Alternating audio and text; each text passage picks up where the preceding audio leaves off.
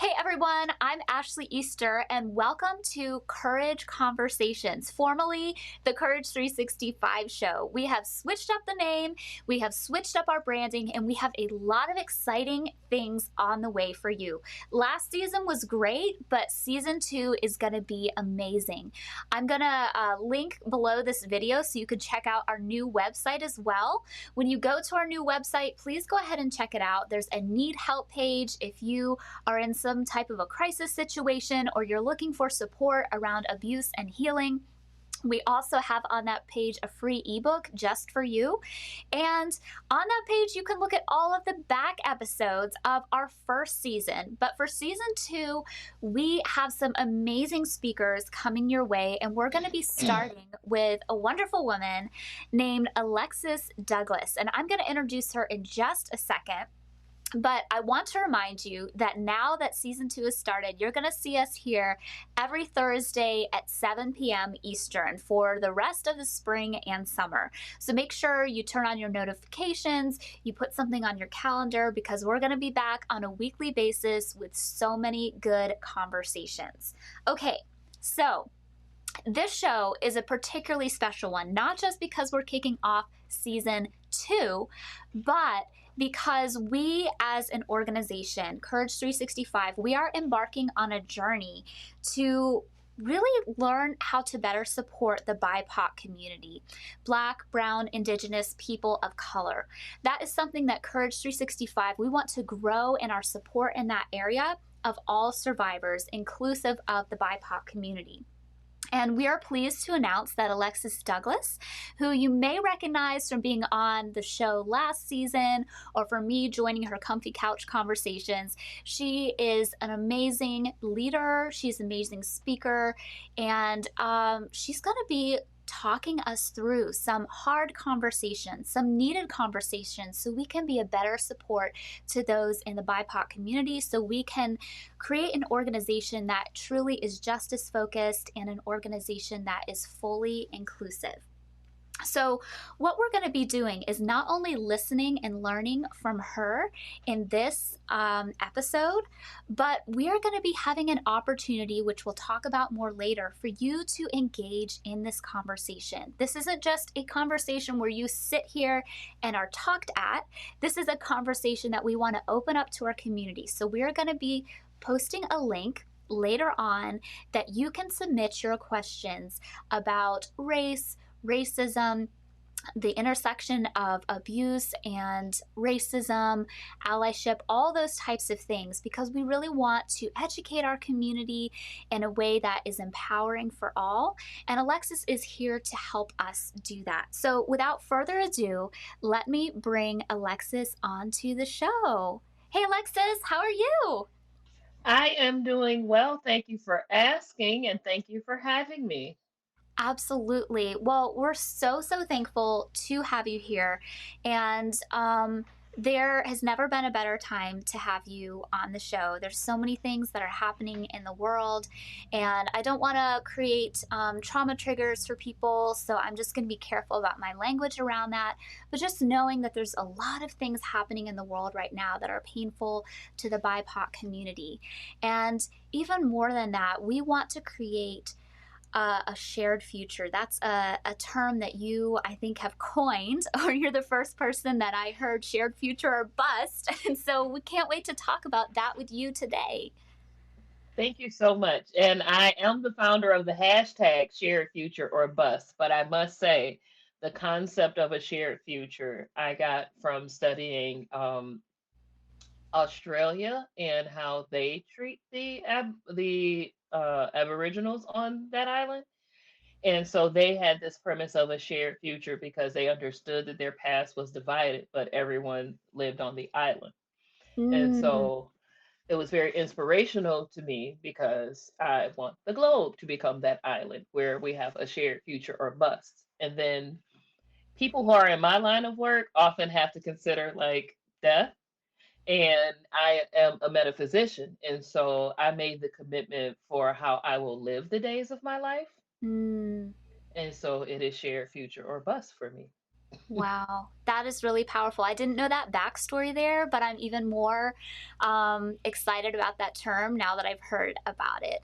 Would you mind? I know you've been on the show before, but would you mind telling people a little bit about you before we jump into this amazing show that we have planned for everyone? So I am first a belonging advisor and a cultural appreciation consultant. And that is a switch from anti-racism education because I have found that through anti-racism education, I like to have a little bit more fun than that work allows. And that's the reason for the work. So how I got into the work is that first, my lived experience, and I am an abuse survivor myself. And as many abuse survivors do, in your journey of self healing, you begin to expand that healing outside of yourself because you know that if the world ain't safe, you ain't safe. And so that is why I am on the path of creating a safe world. And that is why my sights are so high as a safe world. Um, through my this commitment to a shared future and restoring love to those who have been oppressed, I spent 3 years as an adult literacy instructor, and I facilitate, or prior to COVID, facilitated alternatives to violence workshops and was selected as a 2020 Peace Fellow for the Alternatives to Violence program. That's amazing. Thank you. COVID kind of like sullied that experience, as COVID did for many experiences. Yes. But it actively authentic allyship was my project for that fellowship. Um, and it brought me a long way, and it helped me to understand what it is, or at least to be further committed to my mission in the world, and to realize that I'm on a liberation train. I don't like problems, I like solutions. Yes. Alexis is so solutions focused.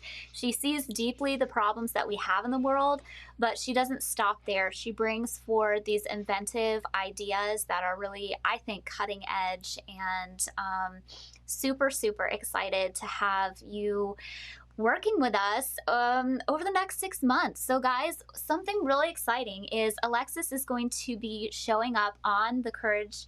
I almost said the Courage 365 show, but that was what we were our old name, the Courage Conversation shows. We've rebranded, like I said. She's going to be showing up once a month for the next 6 months and talking about these issues with us and talking about solutions.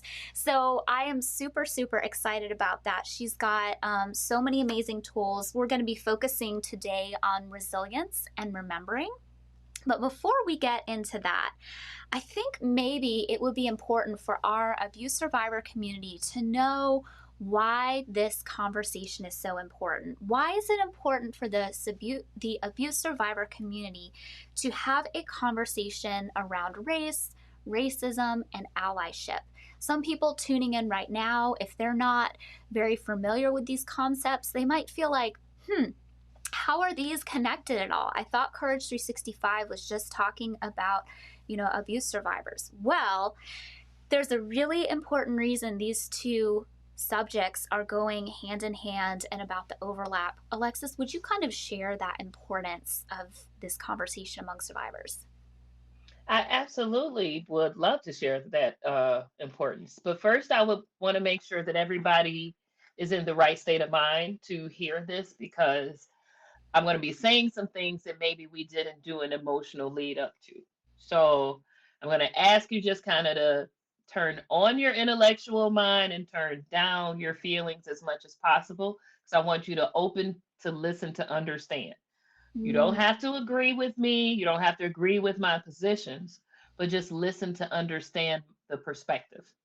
mm. And with that being said, the reason that, let me give you a minute to do that.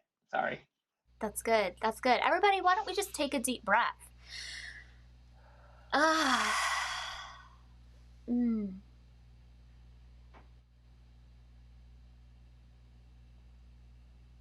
Hmm. Thank you for that, Ashley.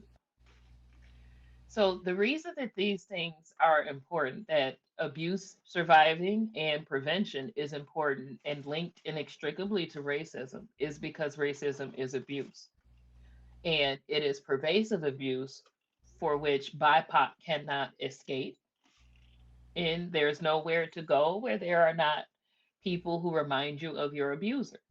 And if you are a person who has to survive abuse, if like so people who have had abuse in their household may have a better ability to empathize with the position that BIPOC are in, except that you can grow up and get out of your household. And I'm not saying that, I'm not speaking to any part of the journey of what it takes to get out, because so that is difficult, no period. Um, I am speaking to the fact that out exists. Mm. And for what racism is in the way that most BIPOC care about it, and the reason they're so easily triggered to it is a system which gives preference to bodies of non-melanated hue and gives punishment or restriction of privilege to bodies of more melanated hue according to how much melanin they have. Yeah. Now, those aren't the rules that are outlined by what racism is, but that's the impact of racism. That's the impact of people who founded a country with an intention. And you talk a Mm. lot about intuition and intention in this group, so you understand the power of intention. Then what happens is that was the intention, and we've been trying to retrofit it into unity, but it was not intended for unity. Mm. And so when people then who are not aware of who they are, who are have not remembered their divinity, who have not connected to their higher self, their inner wisdom, their soul, whatever your language is for it, get in positions of power, perhaps their trauma or their reasons for wanting power come out, and then they do things that are abusive within the system, consciously and unconsciously. And the impact of that on BIPOC is terrorism and having to comfort your terrorizer, Mm. Mm. which Wow. gives you then complex PTSD and lowered self value and diminished self worth and internalized racism. And so, to tie into the last portion of the question, though, you said, and allyship. And I'd like to, even though I am the founder of Actively Authentic Allyship, and it is a program that I stand by for awareness, I do not think that that allyship is the appropriate term for the work that we are doing. It is a co-liberation, and while I'm not the founder of co-liberation, I cannot remember who is, or somebody else, look it up. They have a whole motto about it, use it. It There's a book by Heather McGhee called The Sum of Us, and it talks about the impact of racism on all members of society, and all society would be better if racism ended. And Mm. therefore, I don't want your allyship, because I'm solving my problem as you should be solving your problem. We should, instead of equal rights, we should have equal privileges. Mm. Hmm. That's powerful. So let me see if I can make sure I'm understanding properly. You said a lot of deep and powerful things there, but for those who are tuning in, what I'm understanding from what you're saying is that it is important for abuse survivors to realize the interconnection between what we as society usually term as abuse, like sexual abuse, domestic violence, intimate partner violence, those types of things. We need to understand that those are types of abuse, and also experiencing and having racism perpetrated, that is abuse too. So understanding that those two things, they're all under the umbrella of abuse. And if we want to end abuse, we also need to work towards shared privilege, equality in the field of racism. And am I understanding that correct? You are understanding it very well, and I appreciate your summary. It made it very succinct. Because yes, um, as Martin Luther King said, but I love Martin Luther King and I honor his work. I do study pacifism and I participate in pacifism, but if you stay ready, you ain't got to get ready. And so I also will defend my life. But an injustice for one is an injustice for all. Mm, And the places where abuse is permitted to thrive mhm, makes everyone vulnerable to the punishment of abuse, because the punitive system is an irrational system. mhm, And no matter whether it be misogyny, homophobia, physical violence, emotional violence, none of it teaches you how to not be violent or mm, be an abuser yourself, or to even to perform the correct action. mhm, So if racism is permitted, then it is inevitable that other forms of abuse will be permitted, and that is a like a vice versa thing. mm. That While makes. there is a hierarchy for the intersectionality of abuse, Mhm, so I often work with people who are in the LGBTQIA family, and I'm in the family too. I'm a B, but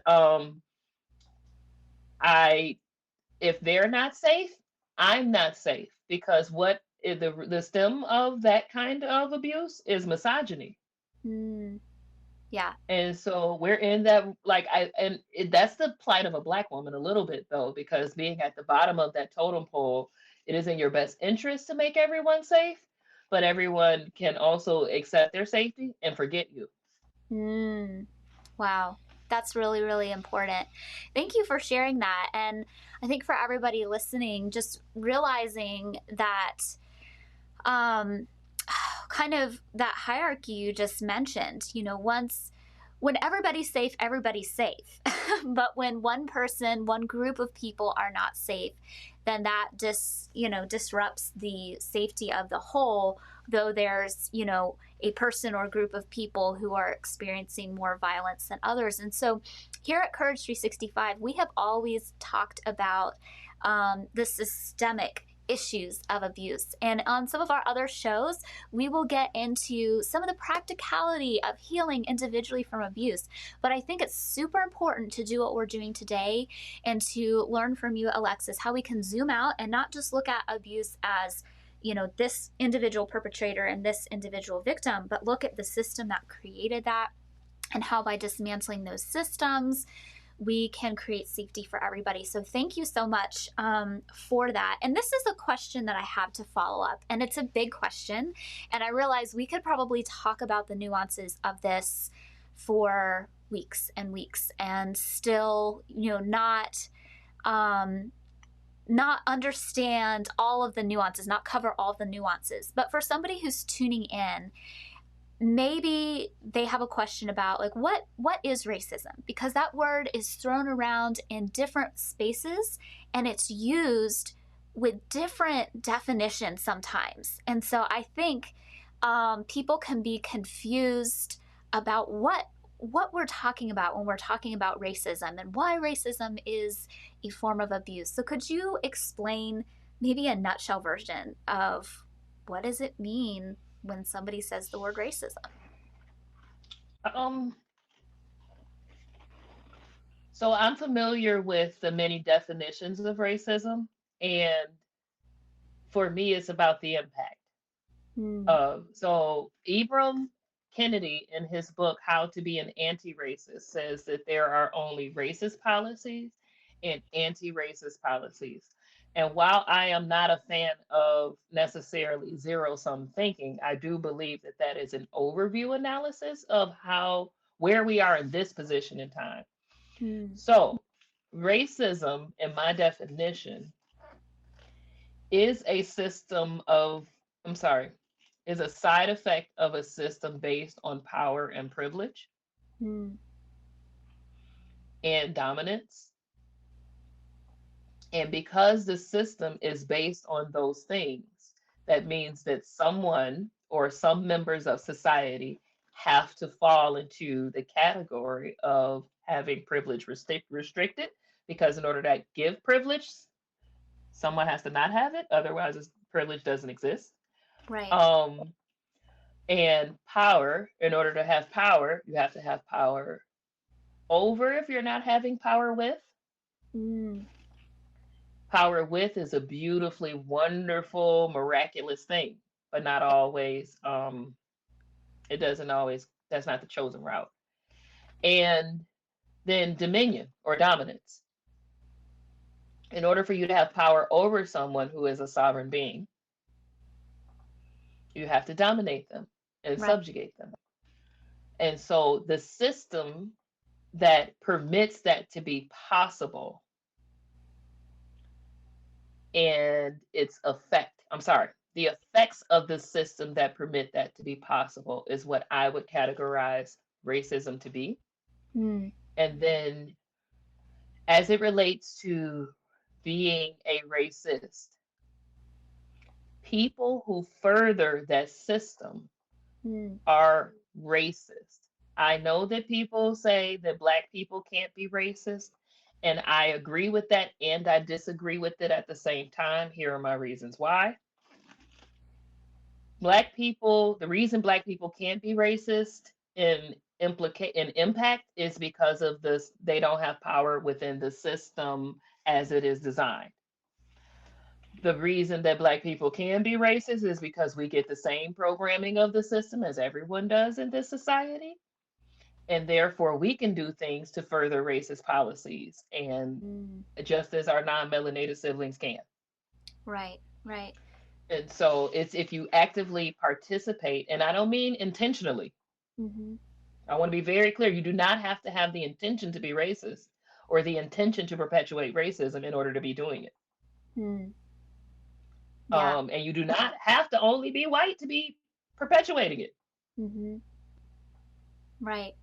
That's really helpful, and I think a lot of our listeners, they might be able to kind of relate that to what we've seen a lot of times when churches are abusive.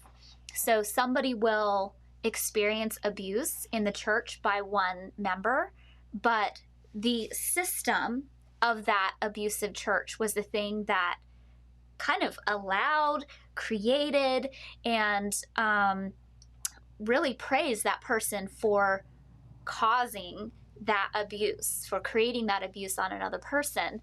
And then, as we all know, as abuse survivors, many of us from religious backgrounds, you'll have the people in the church who maybe they were not the ones who hit the wife or sexually abused the little boy, but when they were aware that that was happening, they stayed silent or they actively protected the perpetrator, or in other cases, maybe it was even a little bit more distant than that, but they preached sermons and they created a culture where women need to submit no matter what, or, you should always trust, male spiritual authority, whatever it is. So I think what you're saying here, I think that this might be a piece that if you are a white survivor and you haven't understood the concept of racism as a system, this isn't an exact, apples to apples comparison, but maybe you can begin to realize how you, as maybe a white survivor, have experienced systems and people who were abusive, even if they weren't the ones doing that direct physical act that somebody went to prison for. Maybe you can see that and then also look at what Alexis is saying and realize that that's happening with racism as well.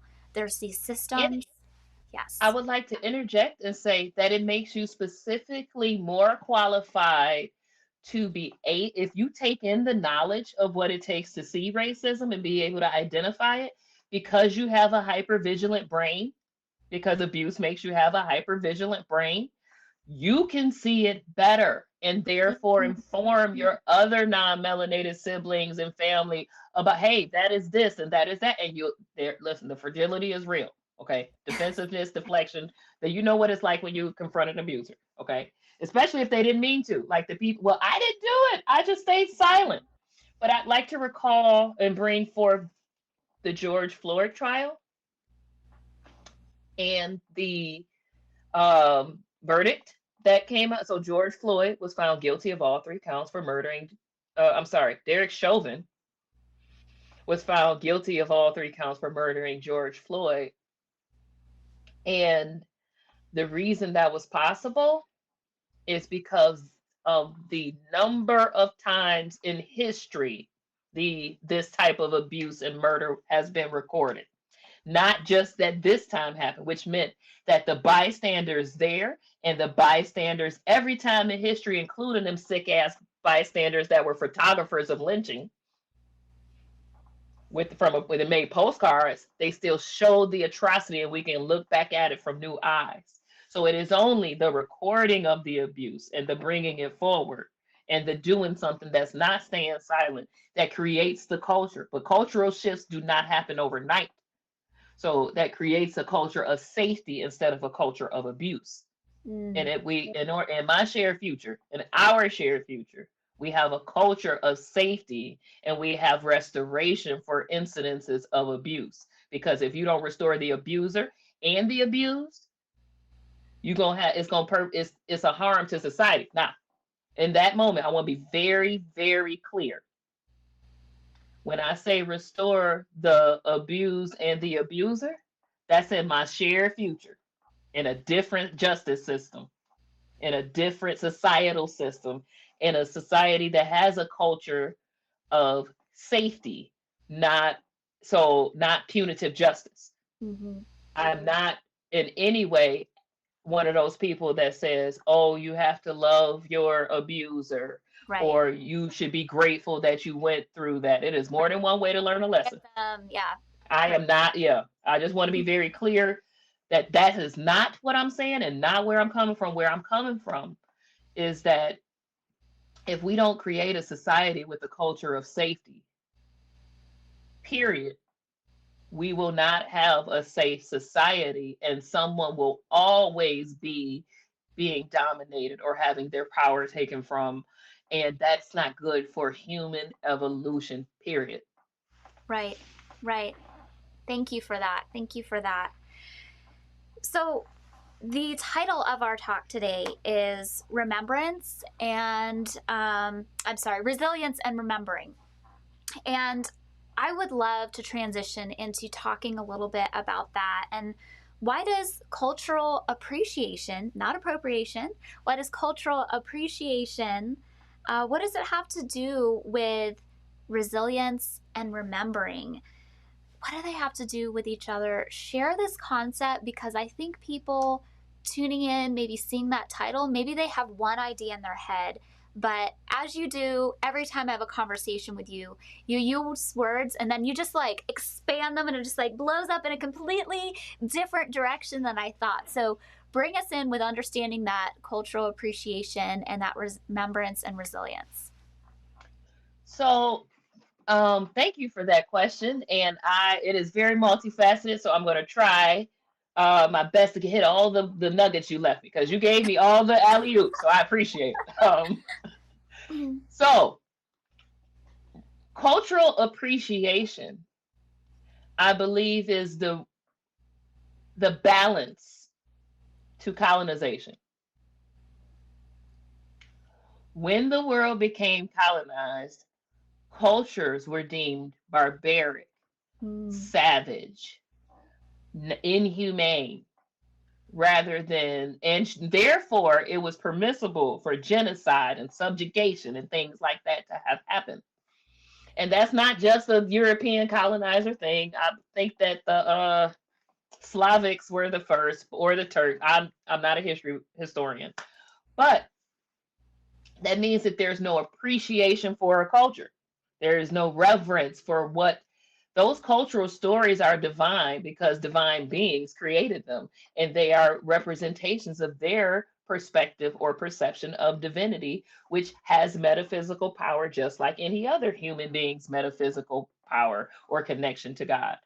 So when you erase a culture, history, language, awareness, if you are a person who is actively practicing an intuition led life, you're communing with your ancestors.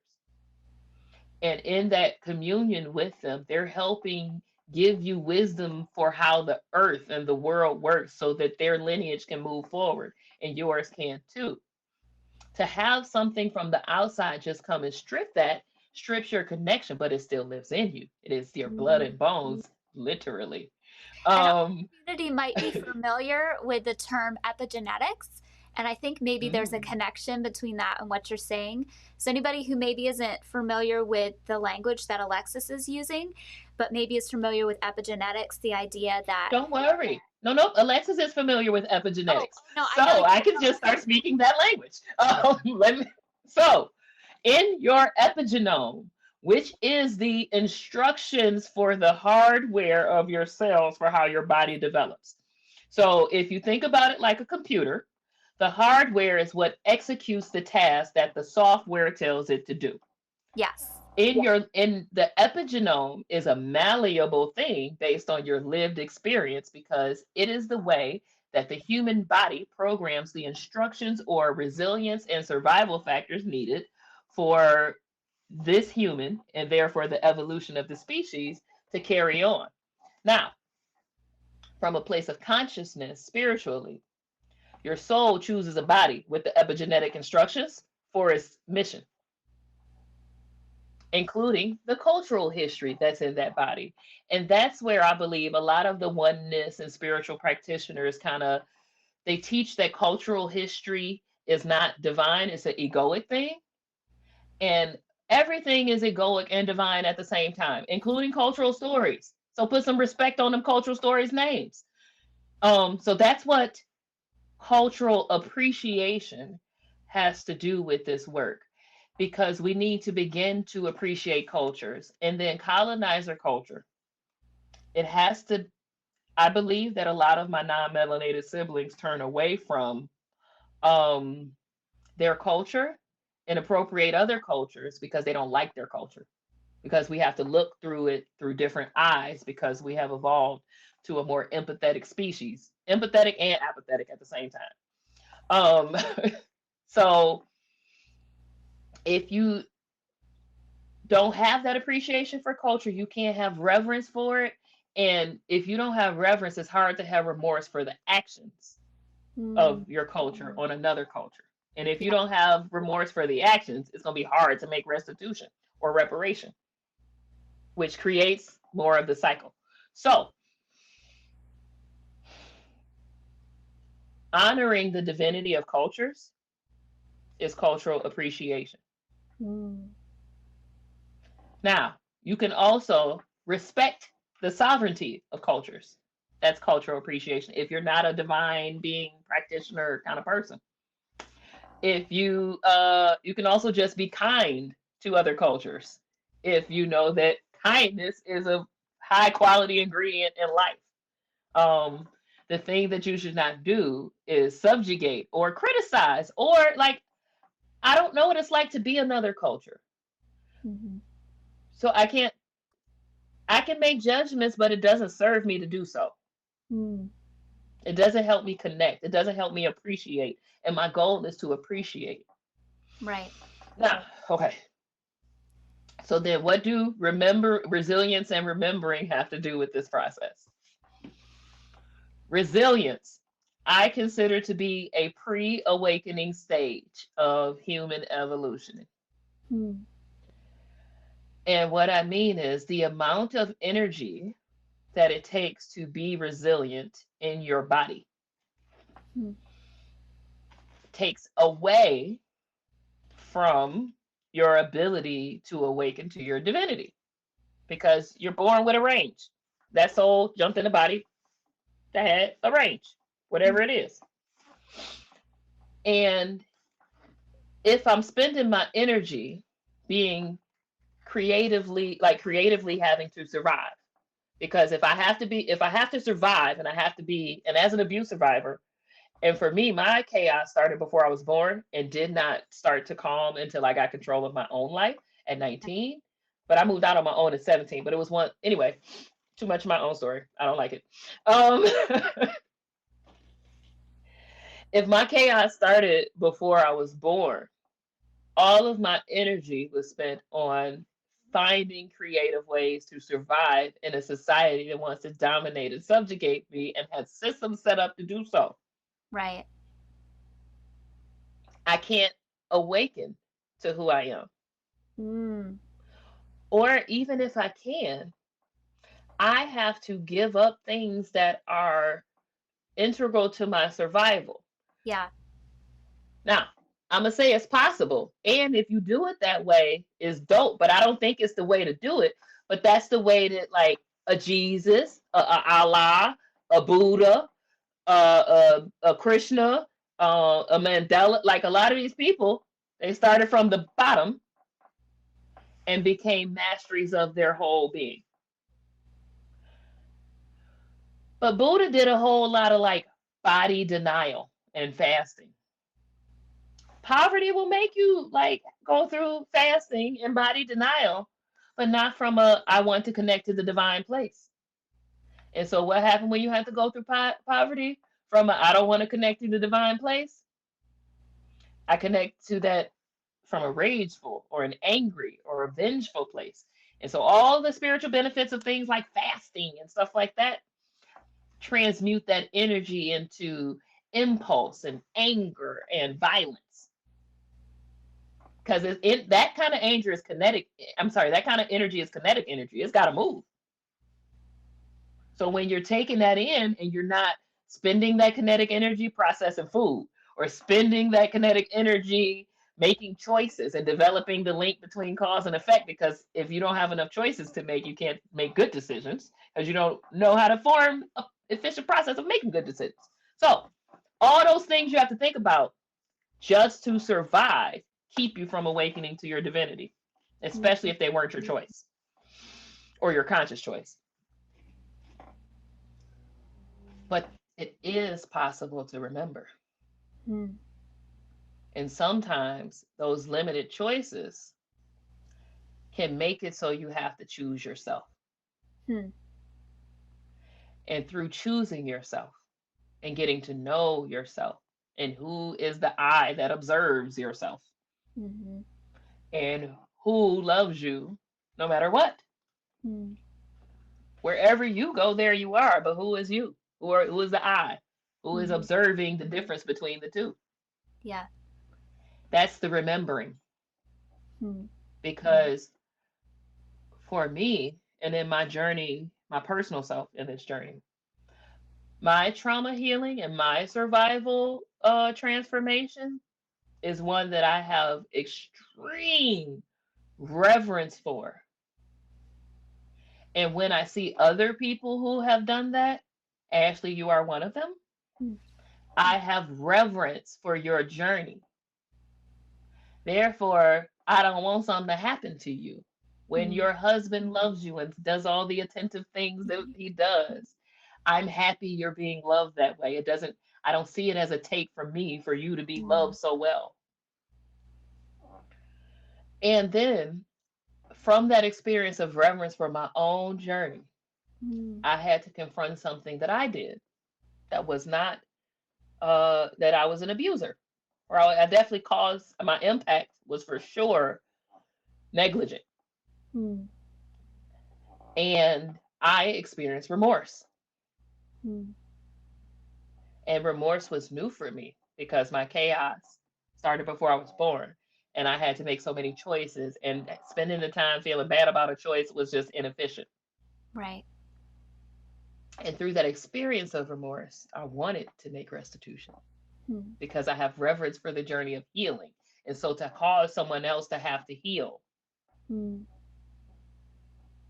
I still have remorse for. And like I told you before, while remorse is a wonderfully reverential experience, it tastes like drinking hot dog water. Yeah. Yeah. So it is this remembering of the divine that creates this human experience that empowers us to change it. Mm. Wow. And that's what they all have to do with each other. I hope I Mm. made that clear. Yeah. Thank you for that. Thank you so much. And I'm sorry for interrupting earlier about the epigenetics. I know some of our audience identifies as spiritual or religious and some more science. And so I'm really glad that you brought that in there. Everything that you said is so powerful. You know And what I find funny about that mm, is if the people would take the time to listen, the people who do that, who like come from those two different uh-huh. perspectives, If they would take the time to listen to understand each other, they would see how much they agree. Yeah, I think you're 100% right. Yeah, I think a lot of times we're using, like, the meaning is the same, and sometimes our language, whether it's a little spiritual, a little science, like, we're all talking about the same thing here. You really The are. impact and effect is the same. You want to Yeah, change an epigenome? Do it. Do I yeah. believe that praying intentionally into an epigenome will change it? Yes, let's just do that too. That's powerful. Yeah. So what I'm hearing from what you said is just really understanding that if there's not appreciation for ourselves, and if there's not appreciation for other people, other cultures, other ways of being, then our empathy isn't going to be strong. We're not going to want good It's not things for rooted. something we don't appreciate. And so that's really a foundational piece, to creating this shared future, is appreciating those who are different, those who are from a culture that maybe is not the same as ours. And I've never heard it said the ways you said it before, and that really hit different for me. So thank you for sharing My that. pleasure. My Wow. pleasure. Wow. And so we're going to be having more conversations like this in the future. I think you have a whole bunch of R's you're going to be talking about. So today was resilience and remembering, and you've got several other amazing titles that I can't wait to share with you Now, all. why is it a bunch of R's, Ashley? Because I have a program I'm creating that's called R&R for Black people. Although the Yes. process works for all cultures. I just Yes. want to be clear. But this one's for Black people. Yes, and we're actually going to be showing a commercial about that in just a second. But before we even jump into that, for the conversations we're going to be having in the months coming up, because like I said, you're going to be popping up once a month in the Courage Conversation community, having discussions like this. If there are people who maybe identify as being in the BIPOC community, and for those listening, some of you may not be familiar with that term. It's Black, Brown, Indigenous, people of color.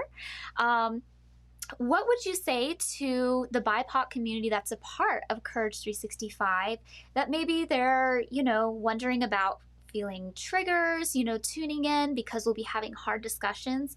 And then on the other hand, maybe there are some white folks in our community that maybe the topic of race and, healing and empowerment, all these things might be a little bit confusing and overwhelming. What would you say to those different groups of people in our community, to kind of set them up for the discussions we're going to have moving forward in the coming months?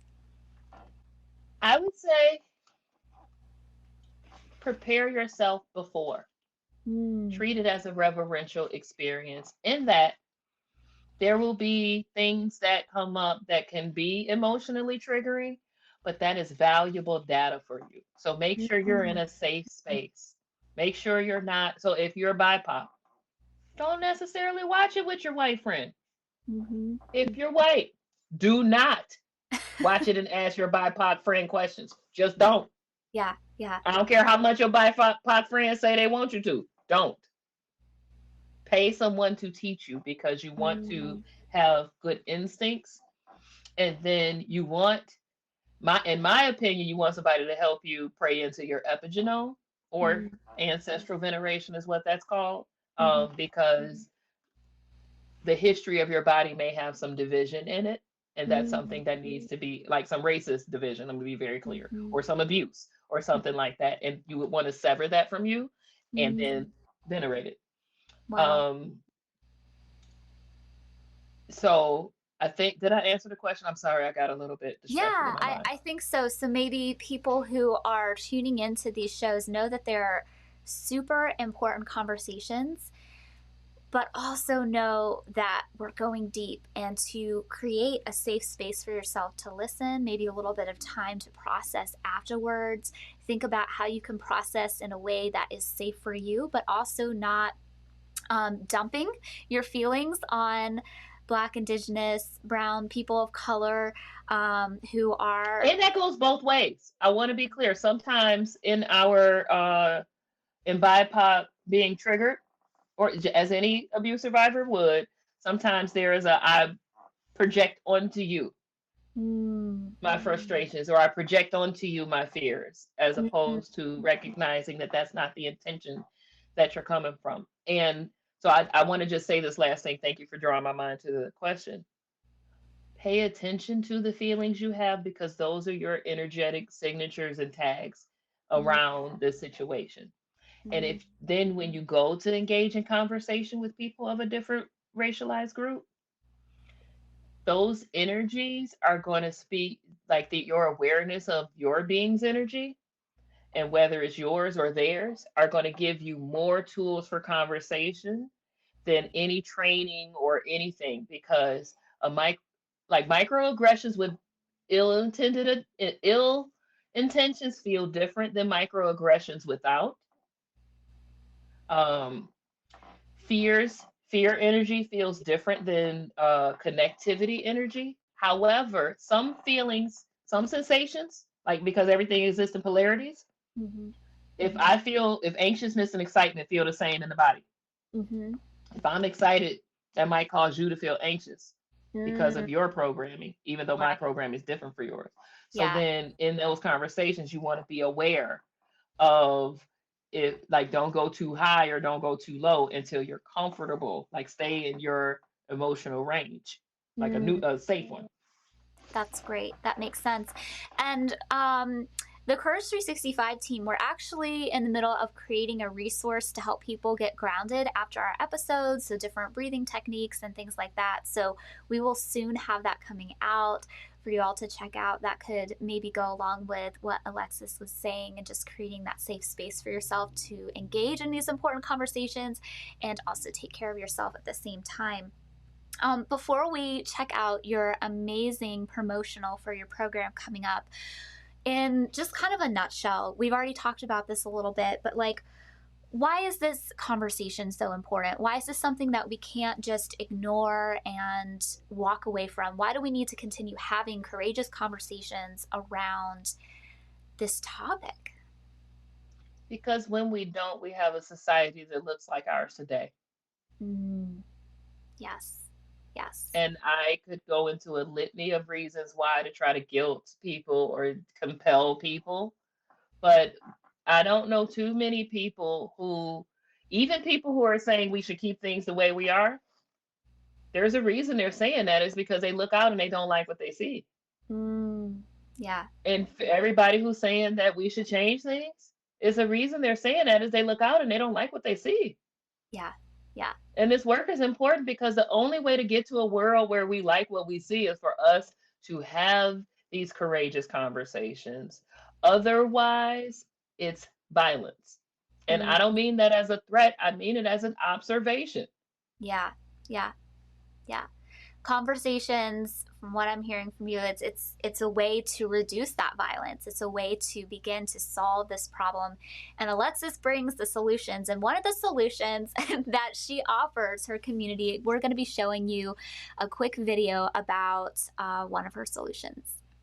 Always daydreaming, never imagined I lose my spark. Living in this crazy time, putting back the pieces of my mind. I know how to run from the dark and fly. Feel my wings spread, levitate into the clouds. I'm so high above the ground. I'm rising. I'm soaring above it.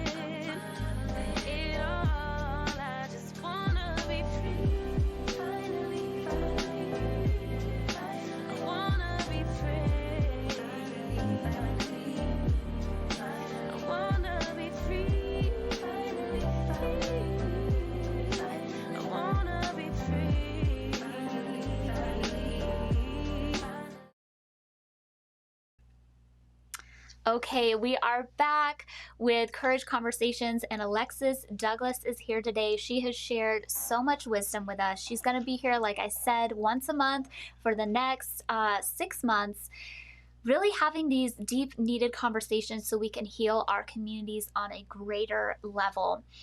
Alexis, we just had this chat, you and I, together today, but we don't want this to be just something where we're talking at people. We want to be able to engage the Courage 365 community. What's one of the ways that we are going to be doing that? Can you share a little bit how they can get involved? Absolutely. So, this is not intended to be an echo chamber. This is not intended. I don't believe in I have all the answers, even though I like it when people ask me questions.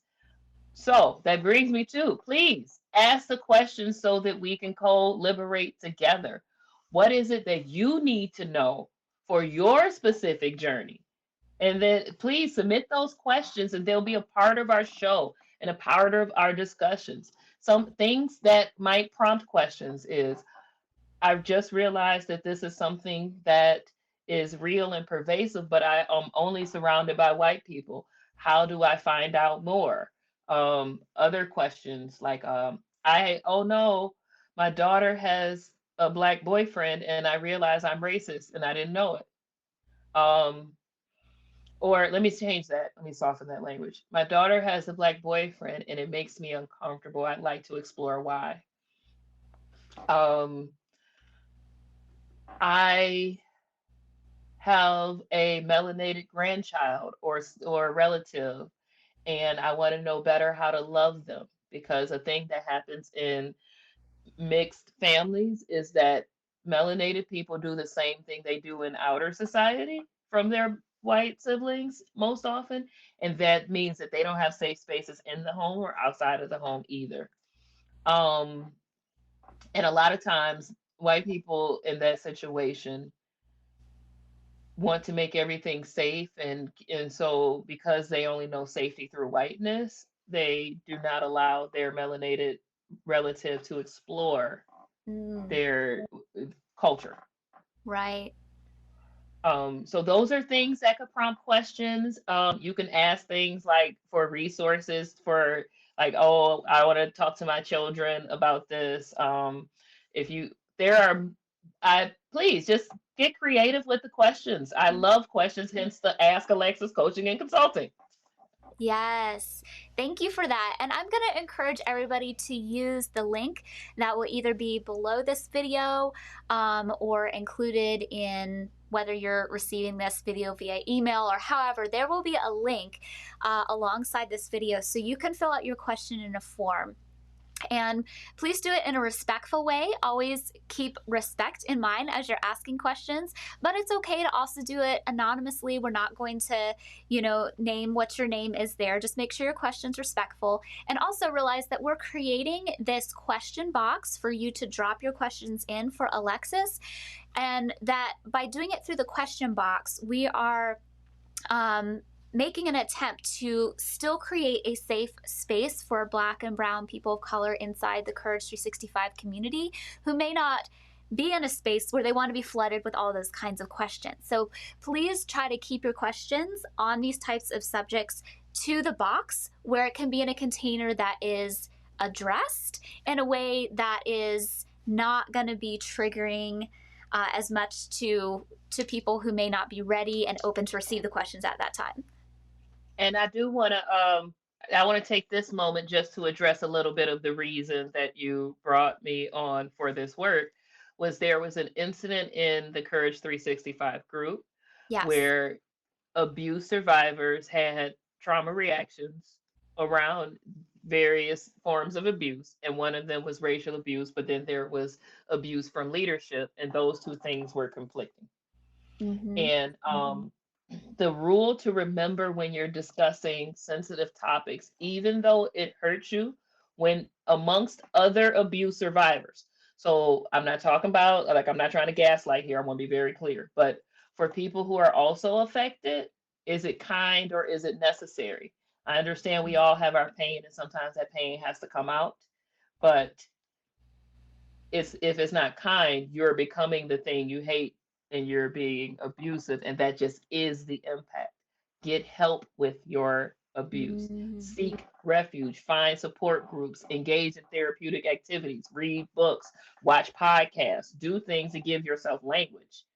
But if you're speaking with an intention that is not kind, or you don't feel it is necessary to cause a solution, it is better spoken to your therapist. yeah, yeah, absolutely. And on that note, if you're not sure where to find a therapist or how to connect with resources that can help you with those emotions and feelings that are coming up, go to courage365.org, click the Need Help tab, and we have a long list of resources there for you, inclusive of a way that you can find therapists in your area. Alexis, how can everybody find you? I know after this incredible talk, doing this deep work, people are going to want to follow your work. They're going to want to learn more about your programs. Talk to us about all the things.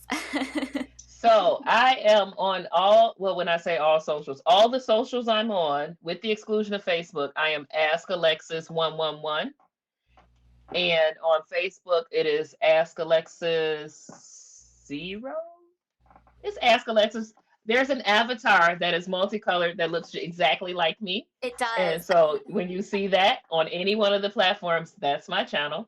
Please do reach out. Please follow me. That's Ask Alexis 111 on Twitter, Instagram, Facebook, and then also on YouTube.